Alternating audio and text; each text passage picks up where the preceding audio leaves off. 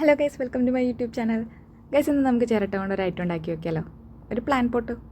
ഞാൻ പറയേണ്ട ആവശ്യമൊന്നുമില്ല, തമിഴിൽ കണ്ടപ്പോൾ നിങ്ങൾക്ക് കാര്യം മനസ്സിലായിട്ടുണ്ടാവും. എന്നാലും നമ്മൾ പറയണമല്ലോ, അതാണല്ലോ അതിൻ്റെ രീതി.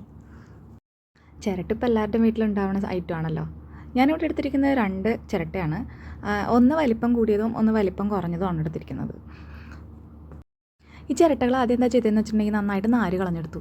നാര് കളയാൻ വേണ്ടിയിട്ട് എൻ്റെ കയ്യിലുണ്ടായിരുന്ന എക്സോ ബ്ലേഡാണ്. അത് വെച്ചിട്ട് നന്നായിട്ട് സ്ക്രബ് ചെയ്തിട്ട് അതിൻ്റെ ഫുള്ള് നാര് കളഞ്ഞെടുത്തിട്ട് ഒരു PVC പൈപ്പ് ചെറുതായിട്ട് കട്ട് ചെയ്തിട്ട് അതൊന്ന് ഒട്ടിച്ചു കൊടുക്കാമെന്ന് വിചാരിച്ചു. അതാണ് ആ പ്ലേസ് ചെയ്ത് നോക്കി വെക്കുന്നത്. കറക്റ്റായിട്ട് ചെയ്യാൻ പറ്റുമോ എന്നുള്ളതാണ് നോക്കി വെക്കുന്നത്. എന്നിട്ട് ഞാനൊരു ഫെവിക്വിക്ക് ഉപയോഗിച്ചിട്ട് PVC പൈപ്പ് ചിരട്ടയിൽ ഒട്ടിച്ചു. ആദ്യം ഫസ്റ്റത്തെ ചിരട്ടയിൽ ഒട്ടിച്ച് കുറച്ച് നേരം അത് ഉണങ്ങാനൊക്കെ വേണ്ടിയിട്ട് വെയിറ്റ് ചെയ്ത് വെച്ചിട്ട് അതിന് ശേഷമാണ് അടുത്ത ചിരട്ടയിലേക്ക് ഒട്ടിക്കാനായിട്ട് എടുത്തത് കേട്ടോ. ഞാൻ വിചാരിച്ചതിനേക്കാളും വളരെ നന്നായിട്ട് അത് ഒട്ടിയിട്ടുണ്ടായിരുന്നു. ഞാൻ പ്രസ് ചെയ്ത് പിടിച്ചത് ഇനി പണി വാളിപ്പോകണ്ടല്ലോ എന്ന് വെച്ചിട്ടാണ്. അങ്ങനെ 2 സൈഡ് നന്നായിട്ട് ഒട്ടിച്ചതിന് ശേഷം ഞാൻ എയർ ഡ്രൈ ക്ലേ യൂസ് ചെയ്തുകൊണ്ട് നമ്മൾ ഈ ചിരട്ട കുട്ടപ്പനെ കുട്ടപ്പിയാക്കി എടുക്കാൻ പോവാണ്. ശരിക്കും പറഞ്ഞാലേ എനിക്ക് ഈ പരിപാടി അറിയില്ല. ക്ലേ വെച്ചിട്ടുള്ള പരിപാടി എനിക്ക് വലുതായിട്ട് അറിയാത്ത ഒരാളാണ്. ക്ലേ വെച്ചിട്ട് ഞാൻ സത്യം പറഞ്ഞാൽ ഒന്നും ഇതുവരെ ചെയ്തിട്ടില്ല. എൻ്റെ ഫ്രണ്ട്സൊക്കെ ചെയ്യണ കണ്ടിട്ടുണ്ടെന്നല്ലാതെ ഞാനങ്ങനെ ക്ലേ വെച്ചിട്ട് ഡ്രോയിങ് ചെയ്യും, പെയിൻറ്റിങ് ചെയ്യും എന്നൊക്കെ അല്ലാണ്ട് ക്ലേ വെച്ചിട്ടുള്ള പരിപാടികൾ നമ്മൾ ഉപയോഗിക്കൽ കുറവായിരുന്നു. അത് നമ്മുടെ ഏരിയ അല്ലായിരുന്നു. സ്കൂളിലായാലും വർക്ക് എക്സ്പീരിയൻസിൻ്റെ സമയത്തായാലും നമ്മൾ ക്ലേയുടെ ഭാഗത്തോട്ട് പോകാറുണ്ടായിരുന്നില്ല കേട്ടോ. പക്ഷെ ഇന്ന് എനിക്കൊരാഗ്രഹം എന്നാൽ ചെയ്ത് കളയാമെന്ന് വിചാരിച്ചു. ചിരട്ടയിൽ തന്നെ പരീക്ഷിക്കാമെന്ന് വിചാരിച്ചു. അതായത് നമ്മളിത് പരിപാടി നേരത്തെ സംഘടിപ്പിച്ചിട്ടില്ലല്ലോ, നമ്മൾ പരിപാടി ചെയ്ത് ശീലമില്ലല്ലോ. അതുകൊണ്ട് അതിൻ്റേതായിട്ടുള്ള പോരായ്മകളുണ്ടാവും, അപാകതകളുണ്ടാവും. നിങ്ങൾ അത് കണ്ടില്ല എന്ന് വെച്ചിട്ട് എന്നോട് ക്ഷമിക്കണം എന്നാണ് ഞാൻ പറഞ്ഞു വരുന്നത്. ആദ്യം ഞാൻ അവളുടെ കഴുത്തങ്ങോട്ട് അടിപൊളിയാക്കാമെന്നാണ് വിചാരിച്ചത്. അതിന് വേണ്ടിയിട്ടാണ് ഈ ചെയ്തുകൊണ്ടിരുന്നപ്പോൾ ഇത് പെട്ടെന്ന് ഇങ്ങനെ ഒരു ഡ്രൈ ആയി പോകുന്ന പോലെ ഒരു ഫീൽ എനിക്ക് വന്നുകൊണ്ടിരുന്നു.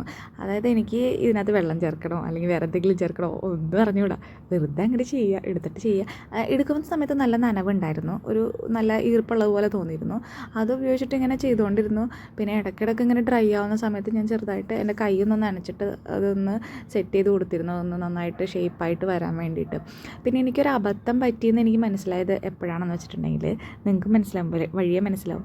ഇത് ഞാൻ കുറച്ച് തിൻ ലെയറായിട്ടാണ് കൊടുത്തിരിക്കുന്നത്. ആ തിൻ ലെയറായിട്ട് കൊടുത്തപ്പോൾ ഇത് ഉണങ്ങി കഴിഞ്ഞതിന് ശേഷം ഒരു വിള്ളൽ പോലെ വന്നിട്ടുണ്ടായിരുന്നു. അത് എനിക്ക് എന്തോ ഒരു അപാകതയായിട്ട് തോന്നിയിട്ടുണ്ടായിരുന്നു. പിന്നെ ഞാനത് പാച്ചപ്പ് ചെയ്യാൻ വേണ്ടിയിട്ട് അതിന് മേലെ വെള്ളം ചേർത്ത് ഒന്നും കൂടി അത് സ്മൂത്തൻ ചെയ്യുകയൊക്കെ ചെയ്തിട്ടുണ്ടായിരുന്നു. അപ്പോൾ അത് ഒന്ന് ശരിയായിട്ട് സെറ്റായിട്ട് വന്നിട്ടുണ്ടായിരുന്നു കേട്ടോ. ഇപ്പം നിങ്ങൾ കണ്ടുകൊണ്ടിരിക്കുന്നത് നമ്മളവർക്ക് ഉടുപ്പ് തയ്ച്ചു കൊടുക്കുകയാണ്. കഴുത്തൊക്കെ സെറ്റാക്കി, തലയൊക്കെ സെറ്റ് ചെയ്തു. ഇനി ഉടുപ്പ് തയ്ച്ചെടുക്കാനുള്ള തയ്യാറെടുപ്പിലാണ്.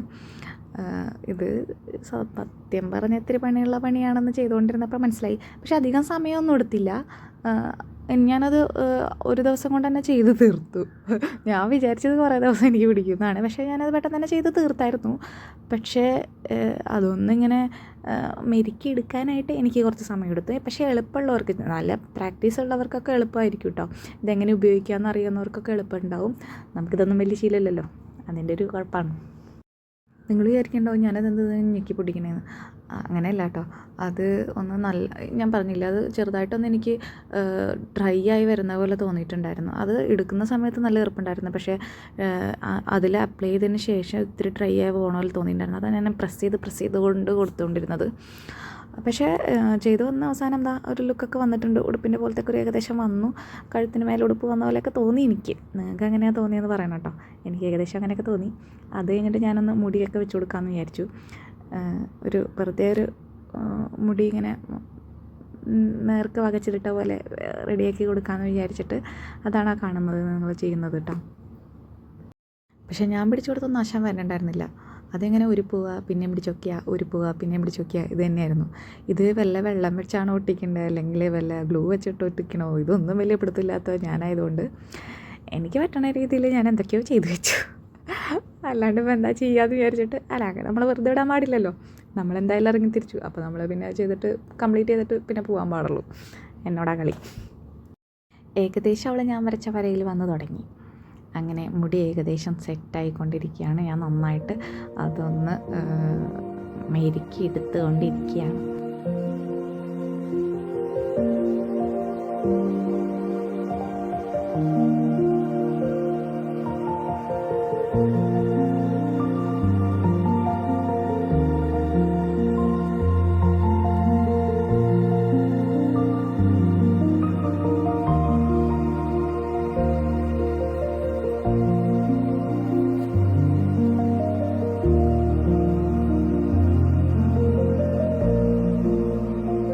ഏകദേശം ഒരു സൈഡിലെ മുടി ഞാൻ സെറ്റാക്കി കൊടുത്തു. അപ്പോൾ ഞാൻ വിചാരിച്ചു എന്നാൽ പിന്നെ ഇതിനൊന്ന് കോംബ് ചെയ്ത് കൊടുക്കാം. കോംബ് ചെയ്യുന്നത് ഒരു ഷാർപ്പ്നറും ഇറേസറും കൂടി ഒരുമിച്ചിട്ടുണ്ടായിരുന്ന ഒരു ഫാൻസി ഇത് എനിക്ക് കിട്ടിയിട്ടുണ്ടായിരുന്നു. എനിക്കല്ല, മോളുടെ ആണത്. അപ്പോൾ അതിൽ നിന്ന് അടിച്ചു മാറ്റി എടുത്തതാണ്. അത് വെച്ചിട്ട് ഞാനിങ്ങനെ വരഞ്ഞു കൊടുത്തു. പക്ഷെ ആ വരഞ്ഞു കൊടുക്കുന്നത് വലുതായിട്ട് അങ്ങനെ കാണുന്നുണ്ടായിരുന്നില്ല. അതായത് അത് ശരിക്കും ഒരു മുടിയാണെന്ന് എനിക്ക് അങ്ങോട്ട് ഫീൽ ചെയ്യുന്നുണ്ടായിരുന്നില്ല. അവസാനം മുടിയുടെ പോലെ നല്ല ഷേപ്പ് കിട്ടാൻ വേണ്ടിയിട്ട് പിന്നെ നൈഫ് എടുത്തിട്ട് അറഞ്ഞ് പുറച്ച് അങ്ങോട്ട് വരച്ചു. അപ്പോൾ എനിക്കൊരു സാറ്റിസ്ഫാക്ഷനൊക്കെ കിട്ടി. ഇപ്പോൾ ഏകദേശം കാണുമ്പോൾ ഒരു മുടി നാരിഴയൊക്കെ പോലെ എനിക്ക് ഫീൽ ചെയ്ത് തുടങ്ങിയിട്ടുണ്ടായിരുന്നു. അപ്പോൾ ഞാൻ വിചാരിച്ചു ഇനി ഫുള്ള് നൈഫ് വെച്ചിട്ട് തന്നെ ഇങ്ങനെ വരയ്ക്കാം. മറ്റേതും വെച്ചിട്ട് ചെറുതായിട്ട് ചെയ്തതിന് ശേഷം ഈ നൈഫ് വെച്ചിട്ട് ഇങ്ങനെ ചെയ്യാമെന്ന് വിചാരിച്ചു. ഒരു പെർഫെക്ഷനൊക്കെ തോന്നി തുടങ്ങി. അങ്ങനെ വല്ലാണ്ട് പെർഫെക്ഷൻ ഒന്നും വിചാരിക്കരുത് കേട്ടോ. എന്നാലും എൻ്റെ രീതിയിൽ ചെറുതായിട്ടൊരു പെർഫെക്ഷനൊക്കെ തോന്നി തുടങ്ങി, മുടിനാരിഴ വന്ന പോലെയൊക്കെ.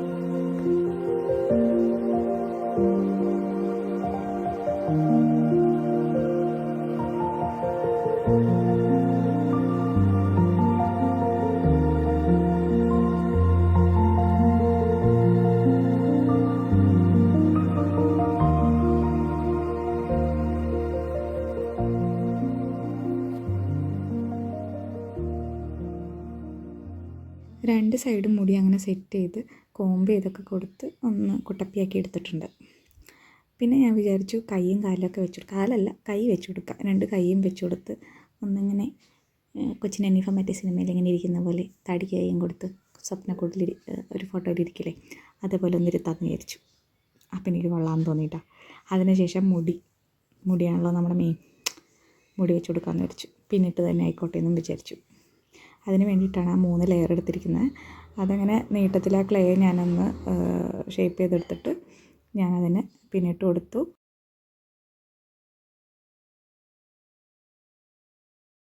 നല്ലപോലെ ഹെയർ കോംബ് ചെയ്തതിന് ശേഷമാണ് അത് സെറ്റ് ചെയ്യാൻ വെച്ചത്. ഒന്ന് ബാക്കിലൊന്ന് പ്രസ് ചെയ്ത് കൊടുത്തതിന് ശേഷം ഒരു കുഞ്ഞ് ബോയൊക്കെ സെറ്റ് ചെയ്ത് അതുകൂടി ഒന്ന് പ്ലേസ് ചെയ്തു.